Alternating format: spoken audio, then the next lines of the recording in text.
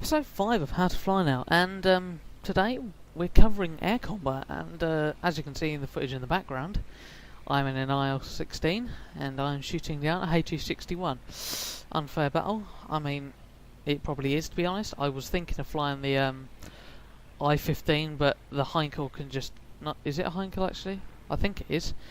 The HE-51 can easily outrun it, and this is a fairly short dogfight actually. It only lasts a couple of minutes, and I just want to go over a couple of things before we jump onto the next bit of footage. So, as you can see, while I'm doing it, I'm tracking my target and getting shots off when possible. I'm tracking the target, like we're going to see later on with the aerial gunnery, and now, just something before I go on. Due to the nature of this map, a flipping white aircraft is incredibly hard to find. Okay? I just about spotted him there as like a little black dot, but white aircraft, completely white snowy map, very, very hard to find. So, as we can see, I'm nearly stalled out there. I think I do stall out at one point, but just trying to get shots off whenever I can. Now, the I-16 has... I think this version of the I-16 has 4. It's got quad machine guns. I'm not sure. If you saw those 4 dots over there, they are just some TV3s that I had in the background. I was originally planning on using those for my aerial gunnery section because it would have been easier to shoot people down. And in hindsight, I probably should have done, because 109 G14s versus a B17. The 109 just shreds the B17. There's no contest. So, as you can see, I have seen the Heinkel again, and I'm coming in, ready all the way open just to create some drag. And this bit here, I'm not sure if there's this bit or the next bit. There's a good little spiral fighting section here, and I had before I filmed this bit, it was lag v 109F.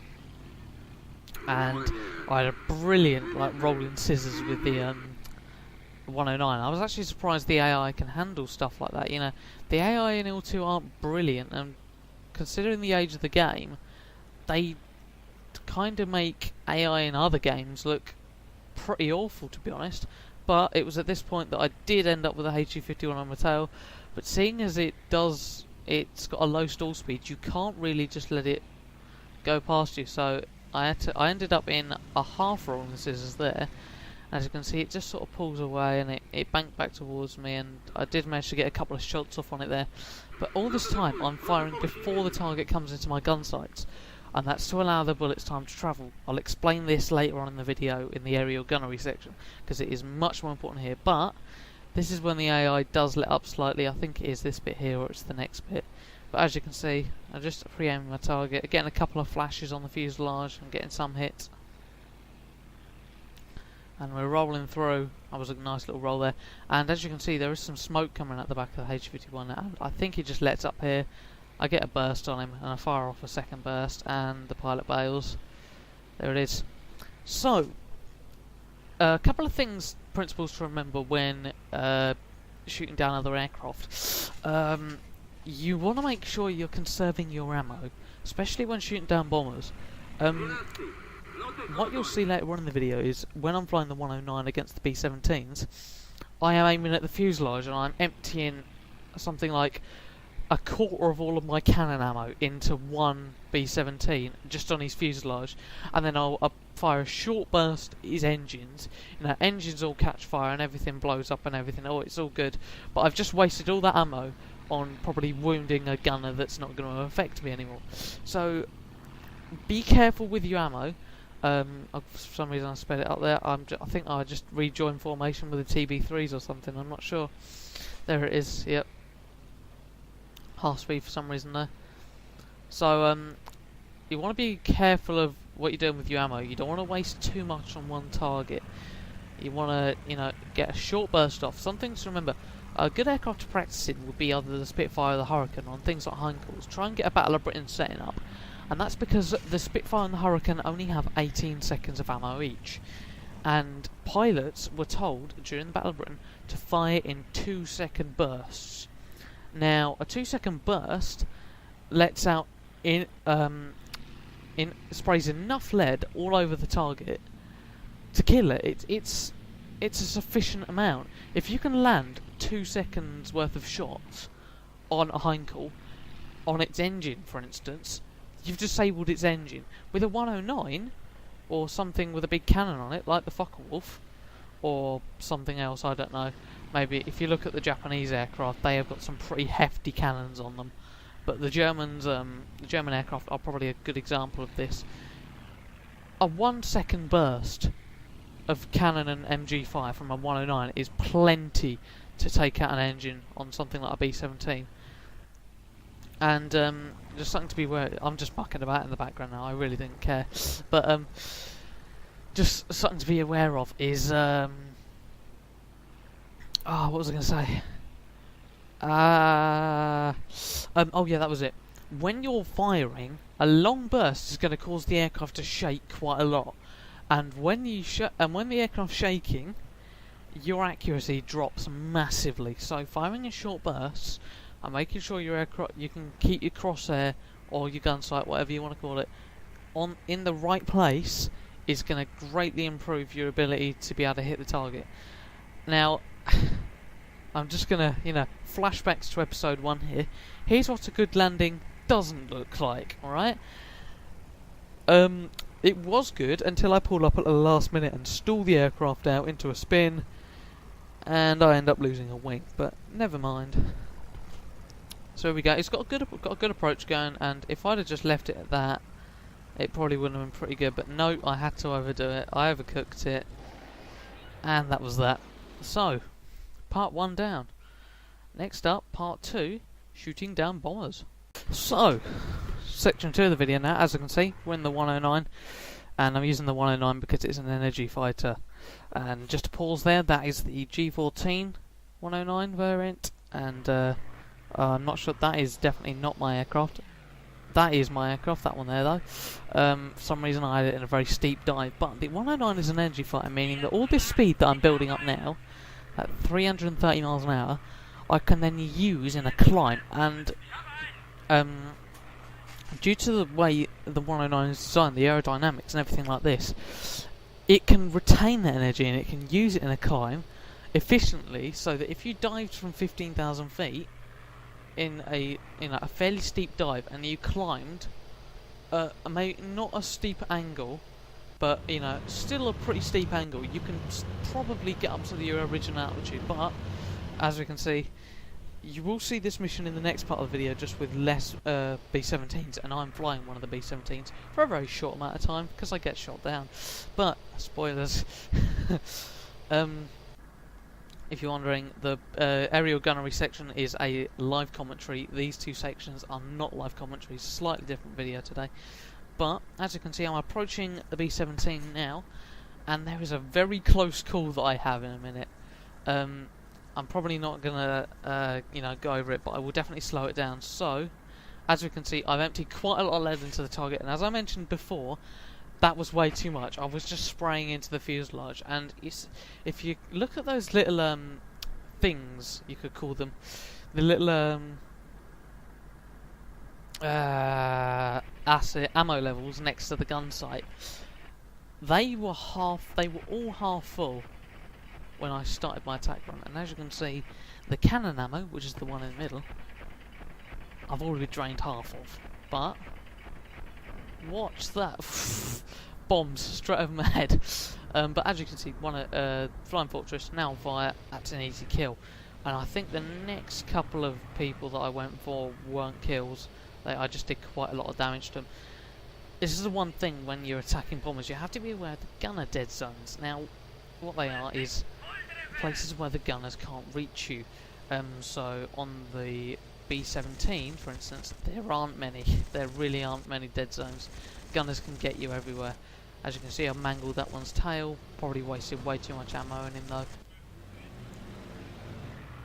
I have virtually no ammo left now, but you want to be aware of the dead zones. Things like the Lancaster, for instance, there is no belly turret, meaning that if you are coming from straight underneath, not from an angle behind and underneath, because the tail gunner will get you, but if you're coming from underneath, you have massively improved chances of being able to take the aircraft out.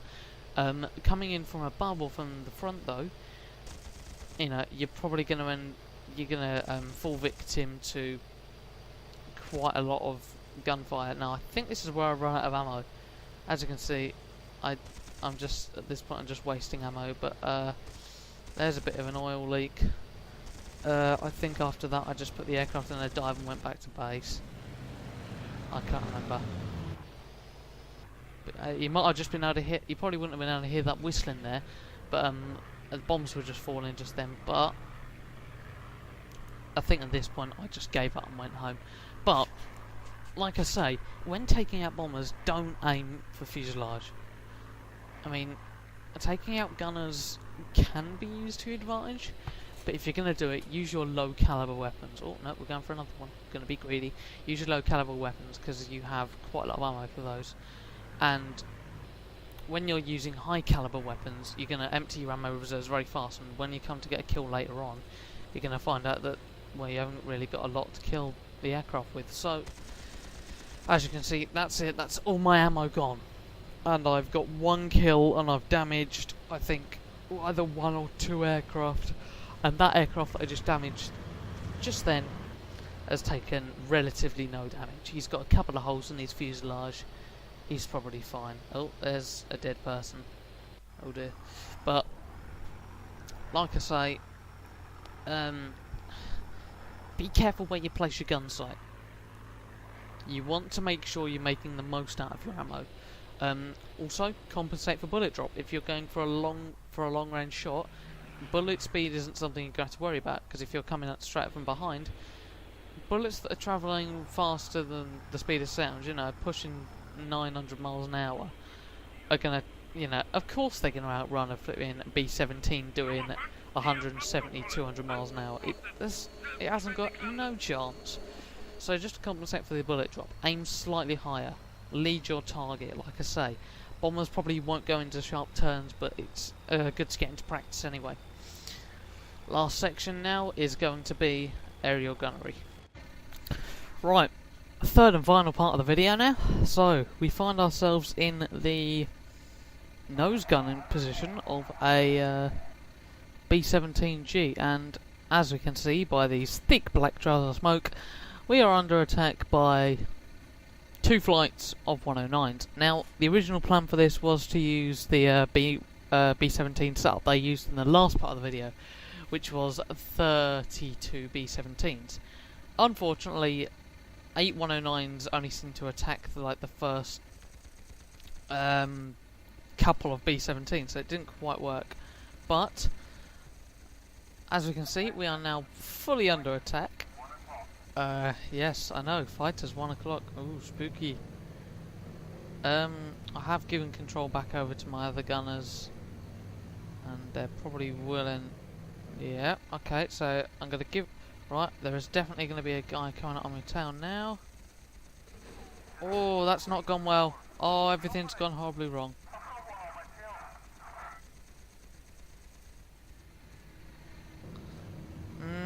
We have jettisoned the bomb load.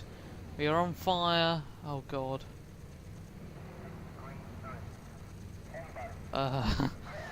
Okay.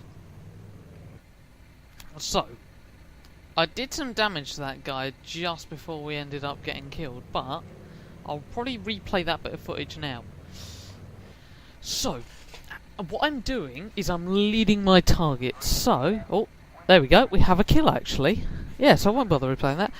We have a kill. So, the aircraft is struggling quite a lot to stay in the air now. Oh, okay. We are probably about to die. Yeah, as you can see, the aircraft has now lost most of its control surfaces. I'm going to go back into the parts position and order a bailout and everything off, please, just to avoid something going horribly wrong.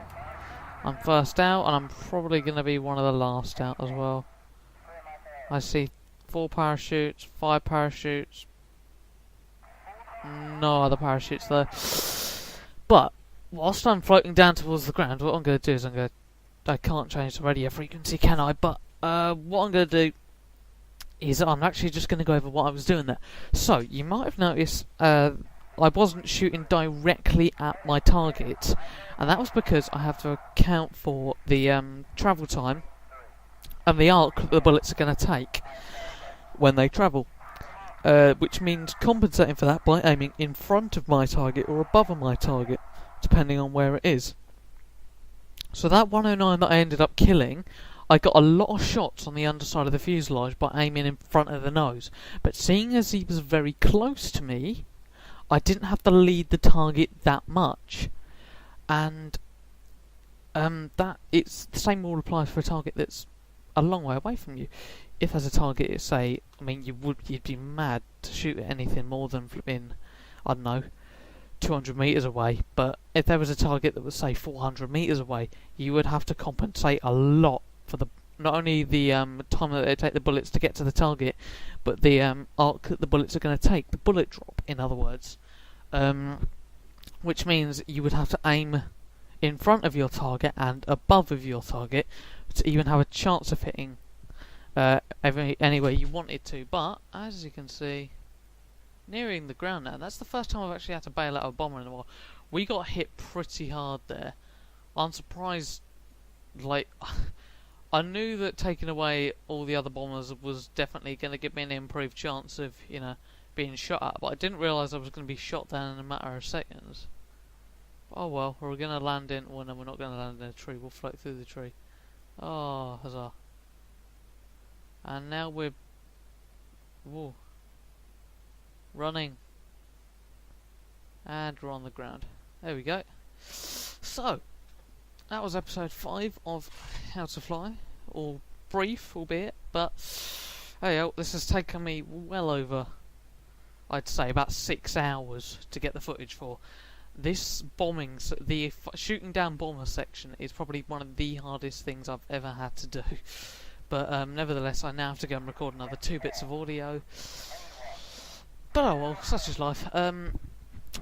I have gone through a calendar and I have predicted when the series shall end, and I think if I did it right, it would end up ending on 1, 2, so that'd be episode 7. That'd be episode 8, episode 9, episode 10.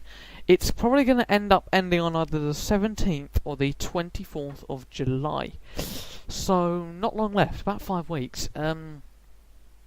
For the next 5 episodes, and then I'm probably going to move on to either some more DCS. Well, after the Steam Summer Sale, definitely doing some DCS World. That there's no doubt about it. I will do a tutorial for every aircraft in the Flaming Cliffs 3-pack, and I'm probably going to end up doing a series of short tutorials for IL-2 Battle of Stalingrad as well. Campaign missions I'm probably going to put on hold for a while because I want to find some decent campaign missions on some forums, and probably do them with HSFX instead of Ultrapack.